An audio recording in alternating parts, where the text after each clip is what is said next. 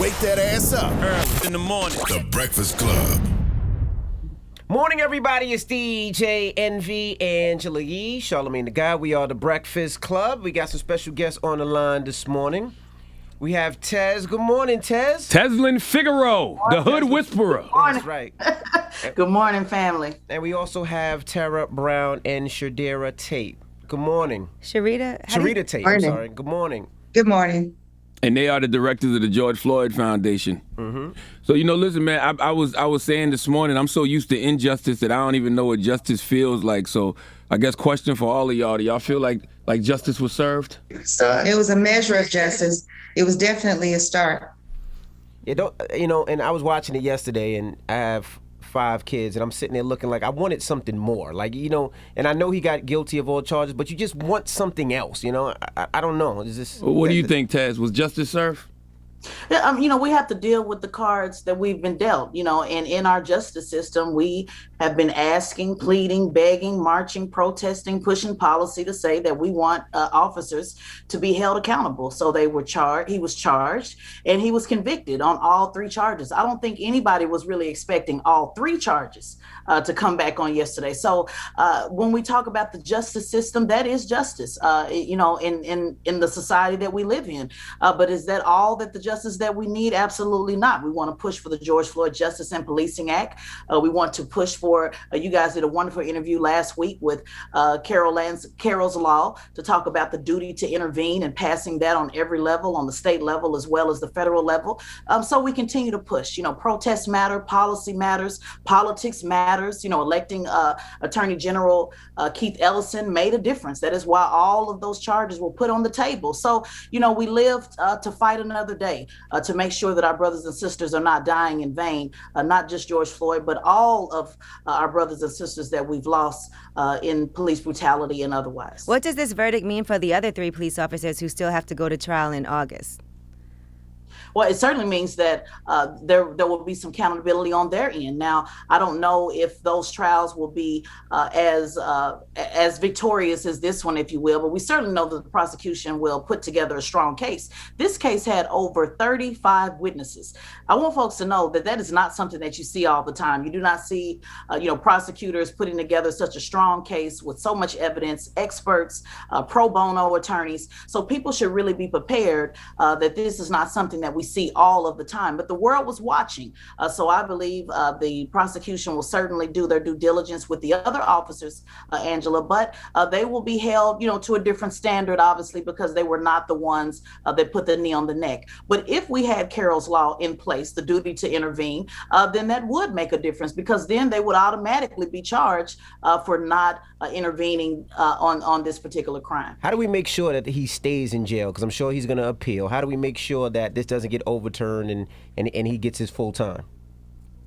Well, we continue advocating. I worked on the Housecloth rape case, and he was also sentenced to over 200 years, and he's still been appealing, every day since then. And so we continue to lend our voice. We continue to advocate. We continue to make sure, that our voices are heard. But the justice system is the justice system. He has the right to appeal, just as if it was a Black defendant, at the table that would also want to appeal. The judge certainly always allows more lenience with a defense, because they want to give them all the options so that they don't have that as an excuse, to be able to overturn the trial or appeal in a later date. So I advocate for a fair and just system, no matter who it is, at the defendant's table. And so I think, obviously it would make sense for him to appeal, but I think Judge Cahill closed up a lot of those loopholes that will make it difficult. Ted, you always pushing policy, and this is a question for Sharita and Tara too. What should we, the people, be doing now to get policy pushed, to get that George Floyd Policing Act implemented? Well, it's important to, when you have a platform, you have to make sure that, you use that. You have to have a voice. And so it's important that you do that as much as possible. And, like we're doing, we're just trying to keep the word out there. We talk to the people who we need to talk to make sure we keep pushing this movement forward. What do you think, Sharita?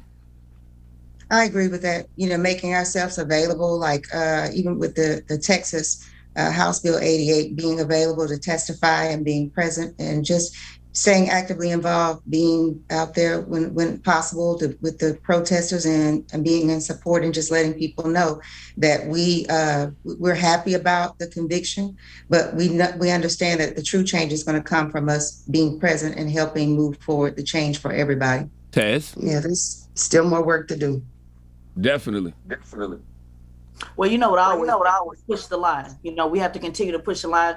We also have to have an understanding that I said yesterday that I don't believe in, continuing to beg politicians to do the right thing. They are who they are. We have to get in the spirit of don't chase them, we replace them.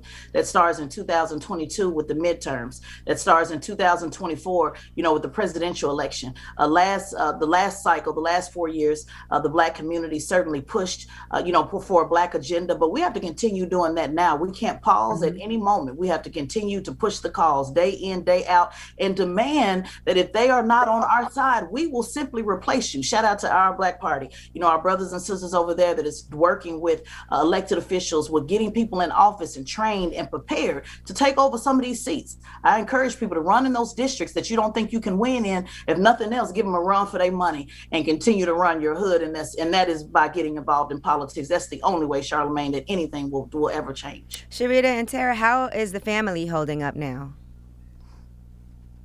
I think I've been really kind of thinking about that. It's like a huge burden. Like there was a weight that we've been carrying for probably almost the last year. We certainly have been committed since the murder took place to say we're going to be present, we're going to be involved, we're going to try to make sure that we don't let the knee off their neck. And so yesterday, as each one of the counts were read out, it's just kind of, I know for me, the tears started to flow and I just could not stop. It was just like, I just felt some level of relief, but at the same time, we celebrate just for a little bit, but with the understanding that we still have a lot more to do. Sharita and Tara, what did y'all think of Nancy Pelosi's comments yesterday that she thanked George Floyd for sacrificing his life for justice? Sharita, you got a mean side eye. I just want you to know that. Been giving her that side eye for what? About 48 years. Our whole lives. What did y'all think, though? It was a good thing to hear that from her.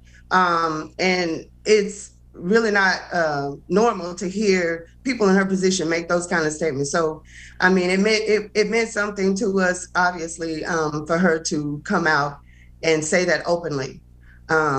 We all know the evidence was overwhelming in this case, and although,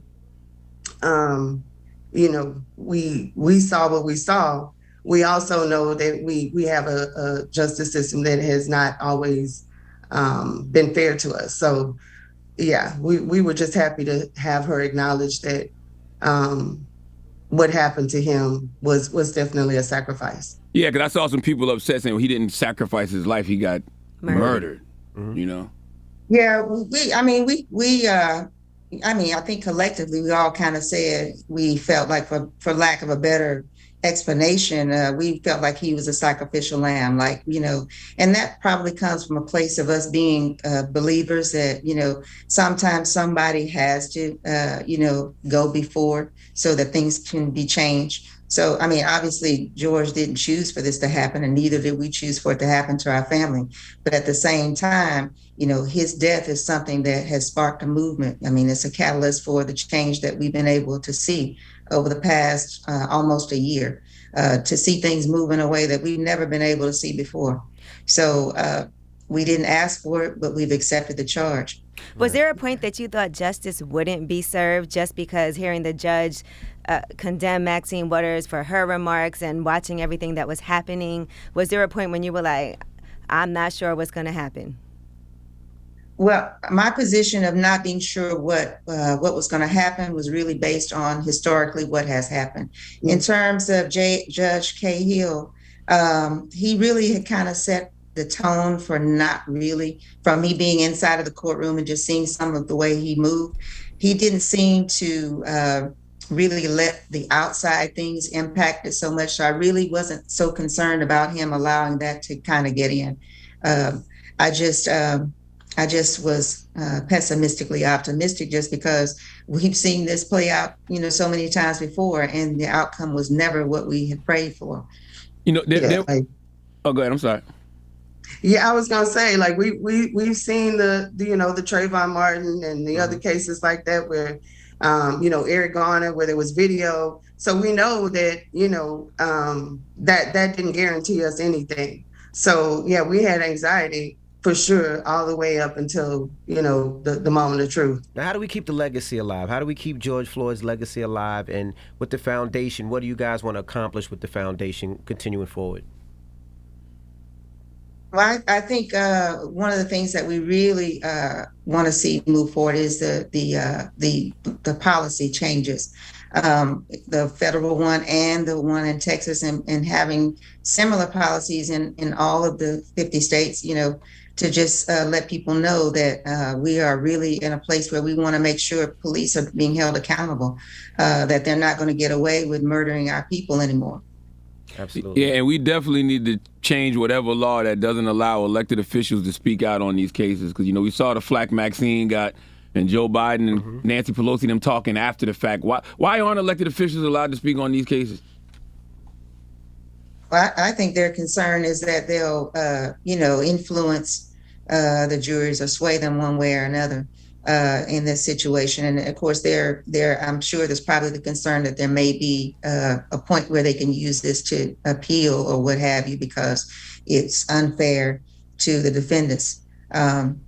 It seems sometimes that there are more laws or more things to protect the defendants than there are the people who are actually the victims. That's right. Which is a whole nother set of problems. Yeah. And let me say this, they need to be speaking up. I'm not talking about specifically Maxine Waters, but all politicians should be speaking up year round before this happens.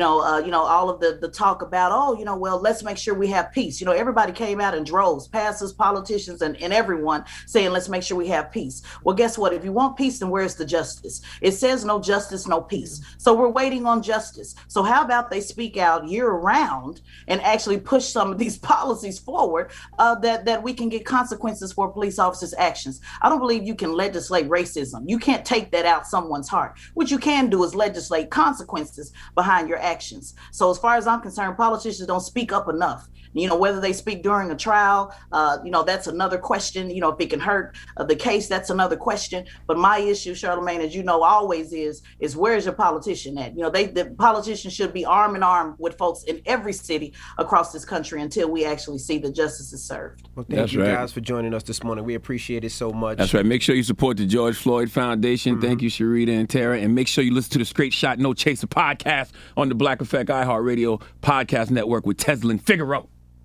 Thank you so much, guys. Thank you. Thank you for having us. We love y'all. Love you too. Peace. All right. Well, let's open up the phone lines. 800-585-1051. What did you think? How do you feel, man? How do you feel? I mean, like I said, where were you yesterday when you were watching? Yeah, like I said, I feel like, I'm so used to injustice. I don't even know what justice feels like. So, I'm just here with it. I just know that there's more to do. That's all. All right. Well, call us up right now. 800-585-1051. It's The Breakfast Club. Good morning.